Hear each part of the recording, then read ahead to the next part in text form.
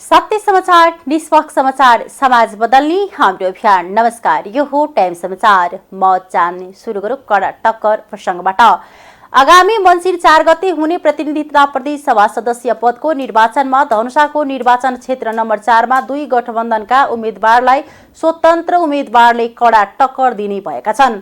निर्वाचन नजिक्दै जाँदा राजनैतिक दलहरूले चुनावी गतिविधिलाई तीव्र पारेसँगै स्वतन्त्र उम्मेदवार पनि कोही भन्दा कम देखेका छैनन्।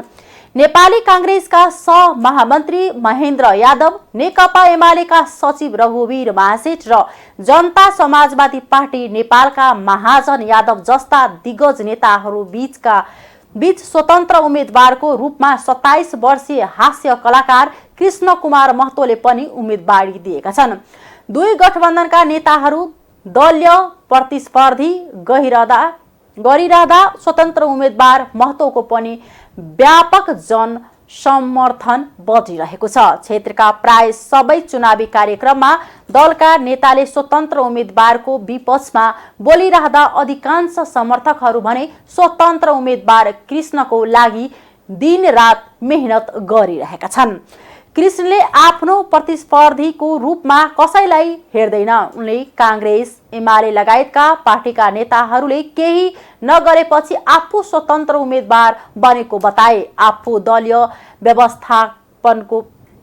व्यवस्थाको विरोधमा नभए पनि संविधानले दिएको अधिकार प्रयोग मात्रै गरेको कृष्णको भनाइ छ।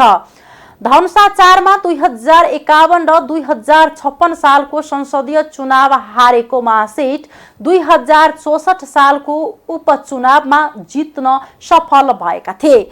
2064 सालको पहिलो संविधान सभाको निर्वाचनमा नेकपा एमालेबाट चुनाव लडे पनि तत्कालीन संघीय समाजवादी फोरमका सञ्जय शाहसँग उनी पराजित भएका थिए। 2074 मा वाम गठबन्धनका उम्मेदवार महासेठ विजयी भएका थिए। उनले 22,532 मत ल्याउँदा उनका प्रतिस्पर्धी नेपाली कांग्रेसका महेन्द्र यादवले 19,991 मत ल्याएका थिए। त्यस्तै तत्कालीन संघीय समाजवादी फोरम नेपालका महाजन यादव 19,662 मत ल्याएर तेस्रो भएका थिए। आसन्न प्रतिनिधि तथा प्रदेश सभा सदस्य निर्वाचनमा महोत्तरी क्षेत्र नम्बर 3 लाई चासोका साथ हेरिएको छ। यो निर्वाचन क्षेत्रमा हेभी वेट मानिएका लोसपाका अध्यक्ष महन्त ठाकुरदेखि तमलोपाका अध्यक्ष वृषचन्द्र लाल, जसपाका हरिनारायण यादव, एमालेबाट बागी बनेर स्वतन्त्र उम्मेदवारी दिएका रामधार कापड लगायत चुनावी मैदानमा छन्।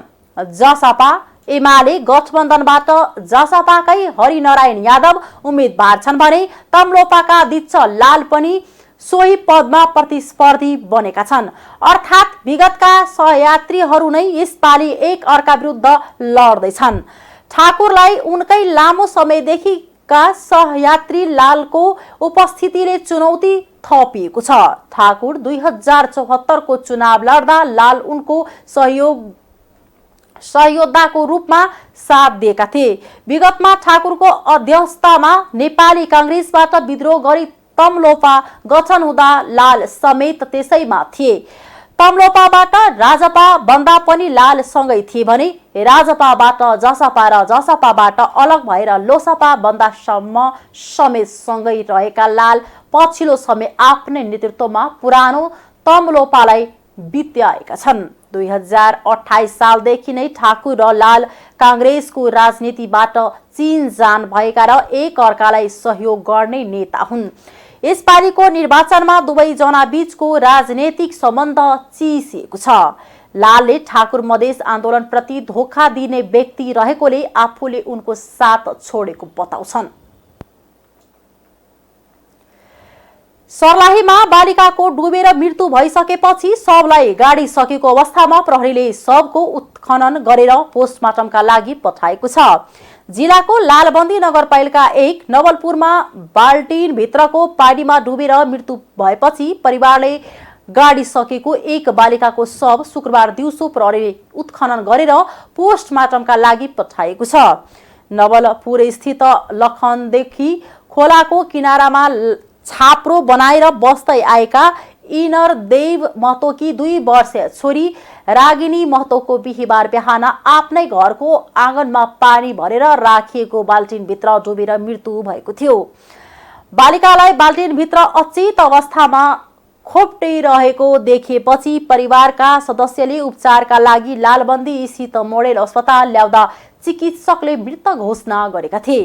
कानून अनुसार पानीमा डुबेर मृत्यु भएको मृतकको शवको पोस्टमार्टम गर्नुपर्ने भएकाले शुक्रबार सो घटनाबारे सूचना पाएपछि बालिकाको शव खाल्डोबाट निकालेर पोस्टमार्टमका लागि प्रादेशिक अस्पताल मलङ्गवा पठाएको इलाका प्रहरी कार्यालय लालबन्दीका प्रहरी निरीक्षक सन्तराम कार्कीले जानकारी दिए। बिहीबार दिउँसो खोलामा लगेर गाडिएको बालिकाको शव करिब 24 घण्टापछि शुक्रबार दिउँसो खाल्डोबाट निकालेर पोस्टमार्टम गर्न पठाएको हो। वीरगञ्जमा घरको छतबाट खसेर 2 वर्षीय बालिकाको ज्यान गएको छ। ज्यान जानेमा वीरगञ्ज महानगरपालिका वडा नम्बर 1 छपकैया बस्ने मुकेश ठाकुरको छोरी 2 वर्षीय सञ्जना ठाकुर रहेकी छिन्। उनी बिहान 11:30 बजे छतको बाल्कोनीमा खेलिरहेको अवस्थामा अनियन्त्रित भएर जमिनमा खसेकी थिइन्। टाउकोमा चोट लागेर गम्भीर घाइते भएकी सञ्जनाको उपचारको क्रममा वीरगञ्जको एलएस न्युरो अस्पतालमा साँझ 5 बजे मृत्यु भएको जिल्ला प्रहरी कार्यालय पर्साका प्रवक्ता प्रहरी नायब उपरीक्षक दीपक गिरीले जानकारी दिए। बालिकाको शव पोस्टमार्टमको लागि नारायणी अस्पताल वीरगञ्जमा पठाएको प्रहरीले जनाएको छ। COP27 अर्थात् जलवायु परिवर्तन सम्बन्धी संयुक्त राष्ट्रिय संघीय संरचना महासन्धिको पक्ष राष्ट्रियको 27औं सम्मेलन भोलिदेखि सुरु हुने भएको हो। नेपालले सम्मेलनमा हिमाली क्षेत्रका मुद्दा तथा कृषि र खाद्य सुरक्षाको विषयलाई प्राथमिकताका साथ उठाउने भएको छ। सम्मेलनमा प्रस्तुत गर्नको लागि अवधारणा पत्र तयार गरेको र त्यसमा हिमाली क्षेत्रका मुद्दा तथा कृषि र खाद्य सुरक्षाको विषयलाई प्राथमिकताको उल्लेख गरेको वन तथा वातावरण मन्त्रालय अन्तर्गत जलवायु परिवर्तन व्यवस्थापन महाशाखाका प्रमुख तथा सहसचिव डाक्टर विद्य सागर पौडेलले जानकारी दिनुभयो। COP27 मा नेपालले पर्वतीय मुद्दामा नेतृत्व गर्नेछन्। विश्वका उस्तै समस्या भएका पर्वतीय देशहरूसँग सहकार्य रणनीति बनाउन नेपालले गएको सेप्टेम्बरमा मुस्ताङ पैरवी सम्मेलन आयोजना गरी विशेष घोषणापत्र जारी गरेको थियो। यस्तै नेपालले जलवायु कोषहरूमा नेपालको सरल तथा सहज पहुँच हुनुपर्ने र नेपालले अनुकूलन उत्थानशीलता तथा हरित विकासको अवधारणा प्रबन्धनमा प्रदान गर्ने वित्त अनुदानको रूपमा आउनुपर्ने निश्चितताबारे पनि पैरवी गर्नेछन्। सम्मेलन इजिप्टको शर्मा एल शेखमा भोलिदेखि मङ्सिर 2 गतेसम्म चल्नेछ। सम्मेलनमा पृथ्वीको तापक्रममा वृद्धि 1.5 डिग्री सेल्सियसमा कायम गर्ने विषयमा विश्वका सबै राष्ट्रहरू एकबद्ध हुने अपेक्षा गरिएको छ। जनता समाजवादी पार्टी नेपाल जसपाले कार्यकारी राष्ट्रपतिको व्यवस्था समेटेर प्रतिबद्धता सार्वजनिक गरेको छ। आउँदो मङ्सिर 4 गते हुने प्रतिनिधि सभा र प्रदेश सभा सदस्य चुनावका लागि जसपाले आज आफ्नो प्रतिबद्धता पत्र सार्वजनिक गरेको हो। शासकीय स्वरूपमा कुनै पनि व्यक्ति 2 कार्यकाल भन्दा बढी कार्यकारी प्रमुख हुन नपाउने व्यवस्था गर्ने तथा कार्यकारी राष्ट्रपतिले समावेशी रूपमा सक्षम व्यक्तिहरू छनौट गरेर मन्त्री परिषद बनाउने उल्लेख छ। जसपाले सार्वजनिक गरेको प्रतिबद्धता पत्रमा संविधान संशोधन परिमार्जन तथा पुनर्लेखनको आवश्यकतालाई पनि उल्लेख गरिएको छ। पहिचान र समर्थकको आधारमा राज्य पुनर्संरचना, शासकीय स्वरूप, निर्वाचन प्रणाली तथा न्याय प्रणालीमा परिवर्तन आवश्यक रहेको जसपाको दाबी छ। विकास योजनाहरू तर्जुमा गर्दा तीव्र आर्थिक वृद्धिका साथै समतामूलक समाज निर्माण गर्न जोड दिने र यसका लागि 5 वर्ष, 10 वर्ष र 25 वर्षको योजना तर्जुमा गर्ने प्रतिबद्धता पत्रमा उल्लेख छ। 5 वर्षभित्र निरपेक्ष गरिबीको रेखामुनि रहेका नागरिकलाई गरिबबाट मुक्त गर्ने विषय पनि जसपाले समेटेको छ। जसपाले 2 वर्षभित्र खाद्यान्नमा आत्मनिर्भर हुने प्रतिबद्धता जनाएको एक गाउँ एक उत्पादनको नीति लागू गरी कृषि उत्पादन बढाउनुको साथै पालिकाभर कृषि बाली बिमा अभियान सञ्चालन गरी प्रकोपजन्य अवस्थाबाट हुने बाली नोक्सानीको शोध भर्नाको प्रबन्ध गर्ने जसपाको प्रतिबद्धता पत्रमा उल्लेख छ। त्यस्तै देशभित्रै रोजगारी सृजना गर्नका लागि शहरी क्षेत्रमा रोजगार बैंकको स्थापना र शिक्षित बेरोजगारलाई शैक्षिक प्रमाणपत्र धितो राखी स्वरोजगार व्यवसाय गर्न प्रोत्साहित गर्ने र बेरोजगार नागरिकलाई भत्ताको व्यवस्था गर्ने पनि प्रतिबद्धता पत्रमा समेटिएको छ। राजनीतिक माहौल अनुकूल होस् या प्रतिकूल जस्तो अवस्थामा पनि 2048 सालदेखि डडेलधुराबाट निर्वाचनमा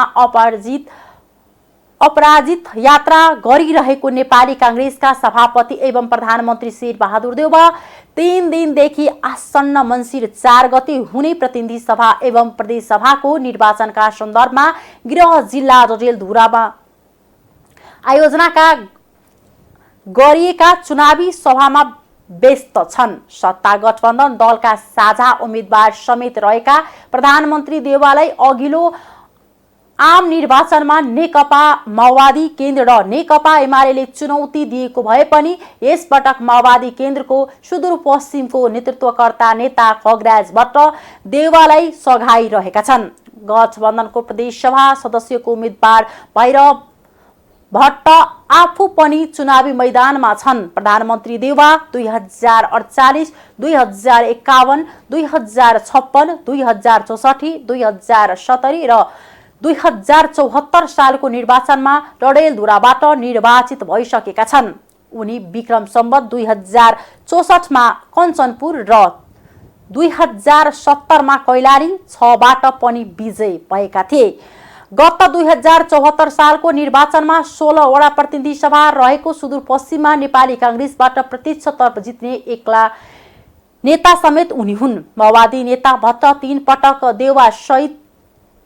देउवासित पराजित भएका थिए। नेपाली कांग्रेस डडेलधुराका पार्टी सचिव हेमराज चटौत डडेलधुराबाट कांग्रेसका उम्मेद्वार देउवा बहुमतले जित्ने दावी गरे। उनले स्थानीय तहको मतलाई मात्रै आधार बनाउँदा कांग्रेस सहित गठबन्धनका प्रदेशका उम्मेद्वारलाई जित्न कुनै समस्या नहुने दावी गरे।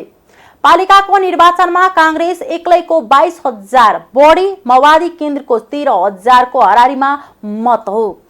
सचिव चटौतले भने प्रतिस्पर्धीको सबैको मिलाएर पनि 15,000 मत त देखिन। उनले प्रधानमन्त्री देउवा आइतबार परशुराम र आलितालमा चुनावी सभा सकेर धनगढी फर्किने कार्यक्रम रहेको बताए। उनले देउवा डडेलधुराको उम्मेद्वार मात्रै नभई सुदूरपश्चिमको अभिभावक भएकाले पनि यसपटक जिताएर पुनः मुलुकको कार्यकारी पदमा पुग्नेमा आशावादी रहेको बताए। नेकपा एमालेका अध्यक्ष केपी शर्मा ओलीले सत्तारूढ गठबन्धनमा रहेको दलहरूको घोषणापत्र शब्दहरूको थुप्रो मात्र भएको टिप्पणी गरेका छन्। प्रवासी नेपाली मञ्चको प्रथम अन्तर्राष्ट्रिय अधिवेशनको शनिबार काठमाडौँमा सम्बोधन गर्दै उनले जनता अलमल्याउने गरी जादुगरी कुराहरू राखेर घोषणापत्र बनाएको भन्दै आलोचना गरेका छन्। चुनावको बेलामा ल्याउनै पर्ने भएकाले मात्र सत्तारूढ दलहरूले घोषणापत्र ल्याएको भन्दै ओलीले उनीहरूसँग कुनै योजना र कार्यक्रम नभएको आरोप लगाए। यो गठबन्धन जस्तो बन्ने हो भने कसको नीति कार्यान्वयन गर्ने सबैको खल्ती हेर्नुभयो भने रित्तै छ। ओलीले भने घोषणापत्र नामका चीज निकाल्दैछन्, निकाल्नै पर्ने हुनाले निकालेका हुन्। यिनीहरूको घोषणापत्रमा केही छैन।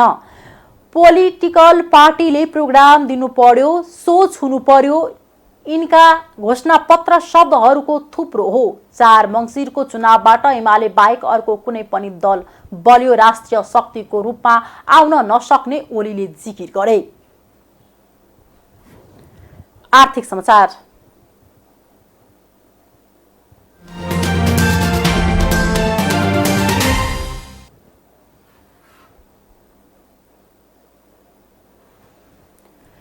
नेपाल राष्ट्रिय बैंकले बैंक वित्तीय संस्थालाई उपलब्ध गराउँदै आएको तरलता सुविधामा कडाई गर्ने भएको छ।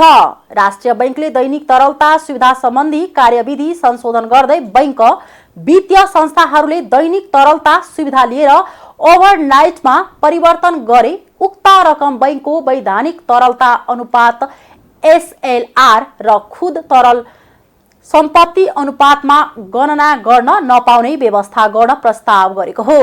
हाल बैंक वित्तीय संस्थाले कुल निक्षेप दायित्वको 4% सीआरआर र वाणिज्य बैंकले 10%, विकास बैंकले 8% र वित्तीय कम्पनीले 7% एसएलआर कायम गर्नुपर्छ।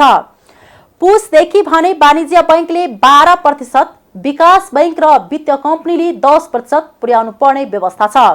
यस्तै बैंक वित्तीय संस्थाले खुद तरल सम्पत्ति अनुपात पनि 20% कायम गर्नुपर्छ। पछिल्लो समय तरलता अभावका कारण बैंकहरूले राष्ट्रिय बैंकले तोके अनुसार वित्तीय अनुपात कायम गर्न हमे परिरहेको छ। यसको कारण बैंकहरूले राष्ट्रिय बैंकबाट तरलता सुविधा उपयोग गर्ने क्रम बढिरहेको छ। राष्ट्रिय बैंकले चालू आर्थिक वर्षको पहिलो 2 महिनामा बैंक वित्तीय संस्थालाई 17 खर्ब 80 अर्ब 2 करोड रुपैयाँ तरलता प्रवाह गरिसकेको छ। त्यसमध्ये सोझै खरिद बोल मार्फत 14 अर्ब 85 करोड र स्थायी तरलता सुविधा मार्फत 16 खर्ब 53 अर्ब 60 करोड रुपैयाँ प्रवाह भएको छ। हाल बैंक वित्तीय संस्थाले वैधानिक तरलता अनुपात एसएलआर बाट अनिवार्य नगद मोजदात सीआरआर घटाएपछि कायम हुने रकमको 25% सम्म दैनिक तरलता सुविधा पाउने व्यवस्था छ। कार्यविधिमा बैंकहरूले दैनिक तरलता सुविधा लिएको रकम फरक नभएमा ओभरनाइट सुविधाका रूपमा उपयोग गर्न पाउनेछन्। तरलता सुविधा सम्बन्धी कार्यविधिको मस्यौदामा सुझाव दिन राष्ट्रिय बैंकले कार्तिक 25 गतेसम्मको समय तोकेको छ। उक्त समयभित्र आएका सुझाव समेटेर कार्यविधि जारी गर्ने केन्द्रीय बैंकको भनाइ छ। अन्तर्राष्ट्रिय समाचार।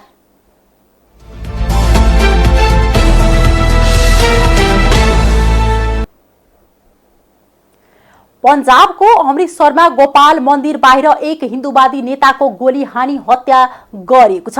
हिन्दूवादी नेता सुधीर सुरीको गोली हानेर हत्या गरेको हो। यसअघि उनलाई गोली लाग्ने बित्तिकै स्थानीय अस्पतालमा पुर्याएको थियो, तर अदालतमा उनलाई डाक्टरहरूले मृत घोषित गरे। गत वर्ष जुलाईमा उनले एक समुदायप्रति आपत्तिजनक टिप्पणी दिएको भन्दै उनको गिरफ्तार समेत गरेको थियो। गोली लागि घाइते भएका पाकिस्तानको पूर्व प्रधानमन्त्री इमरान खानको स्वास्थ्यमा क्रमिक सुधार भएको छ। शल्यक्रिया गरेर शरीरबाट गोली निकालिएको र खानको स्वास्थ्य अवस्था सुधार भइरहेको अस्पताल स्रोतलाई उद्धृत गर्दै बीबीसीले जनाएको छ। खानको खुट्टामा गोली लागेको छ। खान चाँडै अस्पतालबाट डिस्चार्ज हुने बताएको छ। एक बन्दुकधारीले आक्रमण गर्दा खान सहित झण्डै 10 जना घाइते भएका थिए। घाइते मध्ये 1 जनाको ज्यान गएको र ज्यान गुमाउने आक्रमणकारी मध्ये एक रहेका पाकिस्तानी समाचार माध्यमले जनाएका छन्। गोली हानेको आरोपमा 1 जना पक्राउ परेका छन्। खानको पार्टी पाकिस्तान तहरिक ए इन्साफ पीटीआई ले सरकार र सेनाको एक मेजर जनरलमाथि आक्रमणको मुख्य योजनाकार रहेको आरोप लगाएको छ। तर पाकिस्तानी सेनाले भने खानको आरोपलाई निराधार र गैर जिम्मेवारपूर्ण भनेको छ। पाकिस्तानी सेनाले विज्ञप्ति निकालेर झुटो आरोप लगाउनेमाथि कारबाही गर्न सरकारलाई अनुरोध गरेको छ।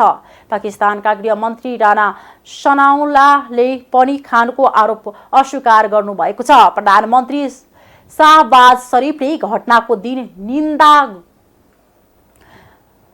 गर्दै छानबिनको आदेश दिनुभएको छ। गएको अप्रिलमा खानलाई सत्ताबाट हटाएपछि पाकिस्तानमा राजनीतिक सङ्कट बढेको छ। चिनिया राष्ट्रपति सी जिनपिङ र जर्मन चान्सलर ओलाफ सोल्स बीच भेटवार्ता भएको छ। रुस युक्रेन युद्धलाई लिएर चीन युरोप दूरी बढिरहेका बेला युरोपको शक्ति र अर्थ सम्पन्न देश जर्मनीका चान्सलर चीन भ्रमणमा जानुभएको हो। जर्मन चान्सलरको भ्रमणलाई युरोपमा धेरैले शङ्कास्पद रूपमा हेरेका बीबीसीले जनाएको छ। जर्मन चान्सलरको उपस्थितिले चीनिया राष्ट्रपति सी को बढ्दो अधिनायकवादी प्रतिष्ठालाई चीनमा बढाइदिने युरोपेली देशहरूको भनाइ छ। तर जर्मन चान्सलरले भने विश्वव्यापी समस्याहरू चीनसँगको सहकार्यबाट मात्र समाधान गर्न सकिन्छ भने तर्क गर्दै भ्रमणमा आउनु भएको छ। जर्मनी र चीन ठूला व्यापारिक साझेदारी हुन्।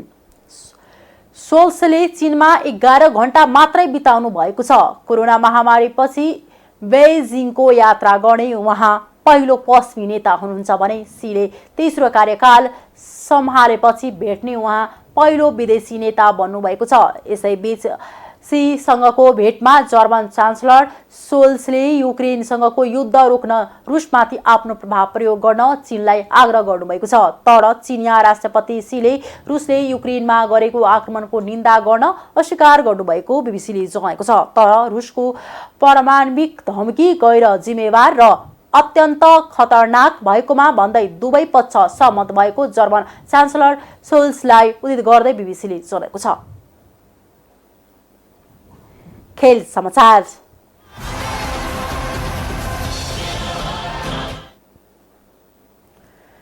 बंगलादेशमा चलिरहेको 15 वर्ष मुनिको साफ महिला च्याम्पियनशिप फुटबलमा आज नेपाल र बंगलादेश खेल्दैछन्।